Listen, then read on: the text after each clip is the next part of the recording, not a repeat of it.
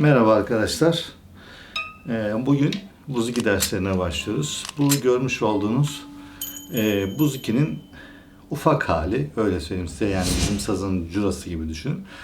Bunu bir arkadaşım getirdi Yunanistan'dan ve hediye olarak geldi ama ben size göstermek istedim.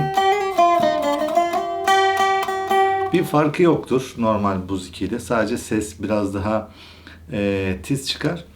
Buz 2'ler kendi aralarında trikordu ve tetrakordu olmak üzere 3 telli ve 4 telli olarak adlandırılıyor. Şimdi bu elimde görmüş olduğunuz Buz 2 tetrakordu olan 4 telli. 4 tel dediğime bakmayın, her sırada ikişer tel bulunuyor. Dolayısıyla aslına bakarsanız 8 tane tel var. Şimdi şöyle gördüğünüz gibi şu birinci sıra çift tel gidiyor. İkinci sıra gene çift tel gidiyor. Üçüncü sıra yine çift tel gidiyor. Dördüncü sıra yine çift tel gidiyor. Bir Yunan enstrümanı dedik ve teli de tabi ona göre ayrı. Buz 2 8 string diye geçiyor. Yunanistan'dan bana bir tel takımı da getirmiş. Onu da göstereyim size.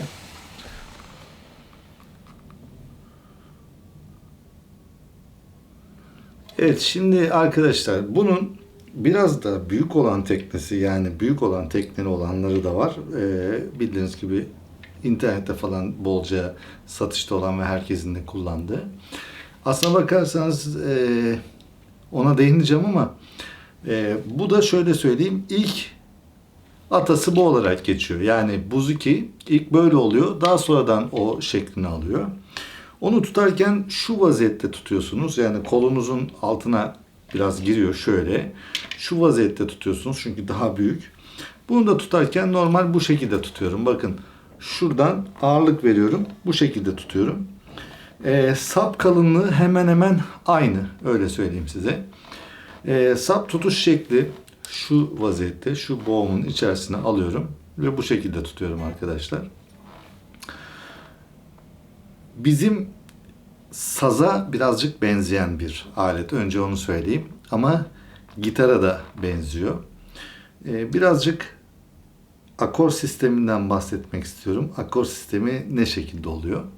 Genelde 3 telli olanlar re, la, re. Yani en alt tel re, orta tel la ve üst tel re olacak şekilde akorlanırken 4 telli olanlar biraz daha farklı. En üst tel do, onun bir altı fa, onun bir altı la, onun bir altı re. Yani do, fa, la, re. Evet. Şimdi bu bilgileri verdikten sonra önce şöyle söyleyeyim. Bu enstrüman birazcık tabii zor, saza göre zor. Neden zor? Saz 3 telli, bu 4 telli. Ama saz çalanlar olsun, gitar çalanlar olsun enstrümanı çok rahatlıkla kullanabilir. Akort yapılacak yer biraz gitara benziyor.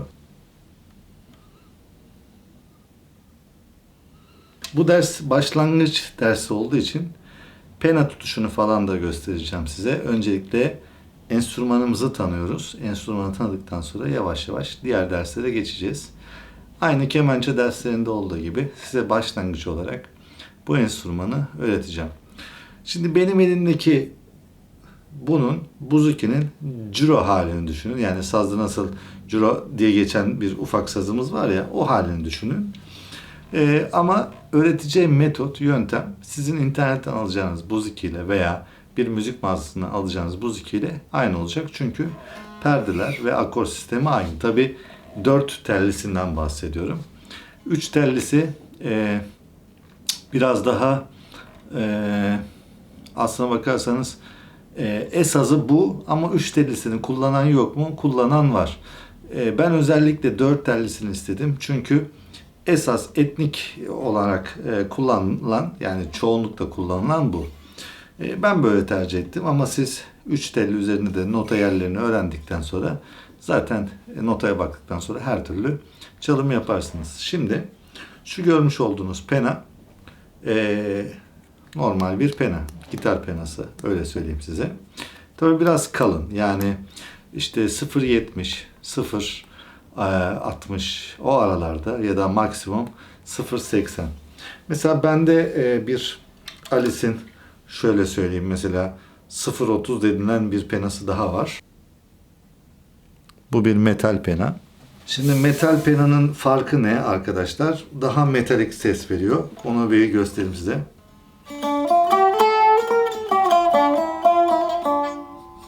Daha metalik tonlarda ses veriyor. Ama bizim kullanacağımız pena bu değil. Daha çok bu penayı kullanacağız. Plastik pena. Tabi pena plastik olduğu zaman 0.50, 0.60, 0.70 bunlar bizim için ideal penalar. Peki penayı nasıl tutacağız? Hemen yakın planda onu göstereyim. Şu vaziyette bakın arkadaşlar. Şöyle elimi şöyle yapıyorum. Penayı şu vaziyetteyken alıyorum. Bakın sivri ucu şurada yani. Şu vaziyette alıyorum. Ve çalarken bu şekilde tutup çalacağız. Gitar kullananlar için de aynı. Şu vaziyette. Yani şu sivri ucu arkadaşlar dışarıda kalacak şekilde tutuyoruz. Bu vaziyette. Şimdi bunda öncelikle penayı tuttuktan sonra bir vurduk aşağı, bir vurduk yukarıya, aşağı, yukarıya. Boş tellerde bunu çalışabiliriz. Aşağı, yukarıya, aşağı, yukarıya. Bakın benim de akordum yok. Şu anda akorda çok takılmıyoruz. Bir sonraki derslerde nasıl akor yapılacağını zaten birlikte göreceğiz. Aşağı, yukarıya, aşağı, yukarıya, en üst tel aşağı, yukarıya, aşağı, yukarıya. Yani bu derste yapacağımız şeyi şöyle yakından tekrar göstereyim. Şöyle yapacağız arkadaşlar. Aşağı, yukarıya, aşağı, yukarıya, aşağı, yukarıya, aşağı, yukarıya. Bu neden önemli?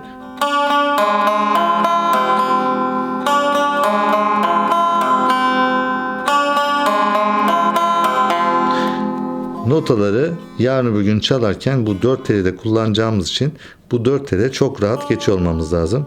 Yavaş çalışın. Yukarıya, aşağı, yukarıya, 3. tel aşağı, yukarıya, 4. tel aşağı, yukarıya. Mesela boştayız. Hiçbir şey yapmıyoruz.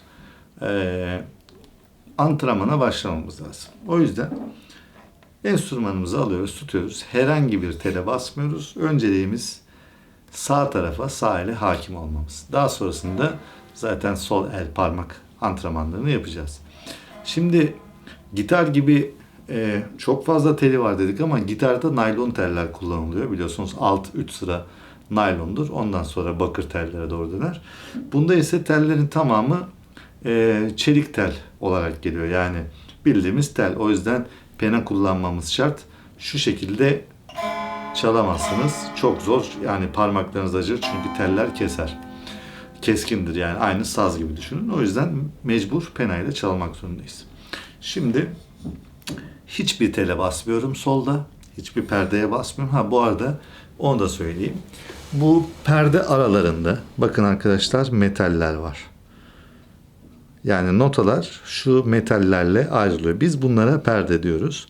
Perdeyi de anlatırken şöyle anlatayım size. Şu aralık birinci perde, şuradaki aralık ikinci perde, buradaki aralık üçüncü perde, 4, 5, 6, 7, 8 gitgide daralıyor zaten perde aralıkları. Biz bunlara perde diyoruz. Derslerde, ders boyunca da konuşurken birinci perde işte birinci sıra diyeceğiz. İkinci perde, ikinci sıra atıyorum. Üçüncü perde, birinci sıra. Dördüncü perde, üçüncü sıra. Bu şekilde konuşacağız arkadaşlar. Ve antrenmanlara kaldığımız yerden devam ediyoruz. Bu dersimizde en azından sağ elde penayı tutmayı ve tellere vurmayı öğrenelim.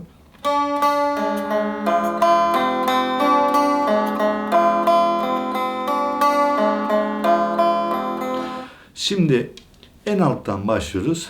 Birinci tel aşağı yukarı, ikinci tel aşağı yukarı, üçüncü tel aşağı yukarı, dördüncü tel aşağı yukarı. Bu antrenmanı bitirdikten sonra şunu yapabiliriz. Birinci tel aşağı yukarı, üçüncü tel aşağı yukarı, ikinci tel aşağı yukarı, dördüncü tel aşağı yukarı. Yani basit bir örnekle yakından göstermek olursa şunu yapacağız. Birinci tel aşağı yukarı, üçüncü tel, aşağı yukarı, ikinci tel, aşağı yukarı, dördüncü tel, aşağı yukarı. Arkadaşlar, koşmamıza gerek yok. Çok yavaş yavaş yavaş yavaş. Sonradan bunu hızlandıracağız zaten. Önemli olan başlangıcı yavaş yapmak. Birinci tel aşağı yukarı, üçüncü tel aşağı yukarı, ikinci tel aşağı yukarı, dördüncü tel aşağı yukarı. Bu bile hızlı. Sizin yapmanız gereken birinci tel aşağı yukarı, üçüncü tel aşağı yukarı, ikinci tel aşağı yukarı, dördüncü tel aşağı yukarı.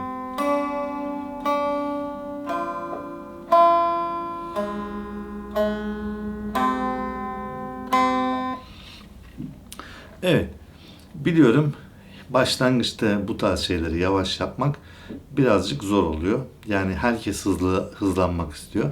Ama ne yazık ki hızlandığınız zaman da evet yavaş yapması zor. Ama yavaştan başlayıp hızlanmak en ideali, en makbulü. Çünkü hatalarımızı çok rahat kapatabiliriz.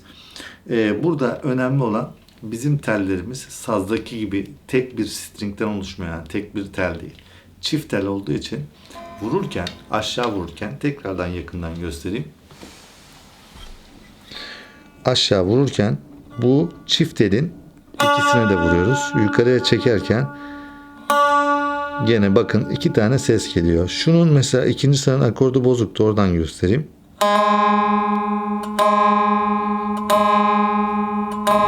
Bakın bu aşağı hali. Bu da yukarı hali. Üçüncü tel. Şimdi üçüncü telde şöyle bir özellik var arkadaşlar. Bir tane telimiz inceyken bir tane telimiz bam teli oluyor. Birazcık değişik. Dördüncü tel de aynı şekilde. Bir tane tel bam teliyken diğer tel ince bir tel oluyor.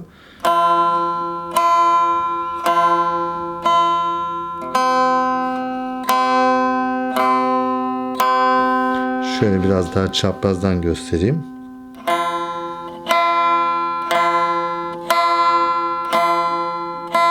Antrenmana gelecek olursak 1, 3, 2, 4. Tekrar yapalım. 1, 3, 2, 4. 1, 3, 2, 4. 1, 3, 2, 4. Genelde birinci telden dördüncü tele çok fazla çıkmaz. Bu dersimizde enstrümanımızı tanıdık. Enstrümanımızın yapısını öğrendik. Tellerini öğrendik. Basit bir deyişle nasıl tellere vuracağımızı öğrendik sağ taraftan. Akort yapmasını öğrenmedik. Akordu bir sonraki zamana bırakacağız. Daha sonrasından akorttan önce bir dersimiz daha olacak. Bir sonraki derste de bizim bu sol elimizi kullanmasını öğreneceğiz. Sol elden sonra akort yapacağız. Metronom ve sırasıyla yavaş yavaş derslerimizi ilerleteceğiz. Bir sonraki derste görüşmek üzere. Kendinize iyi bakın. Hoşça kalın.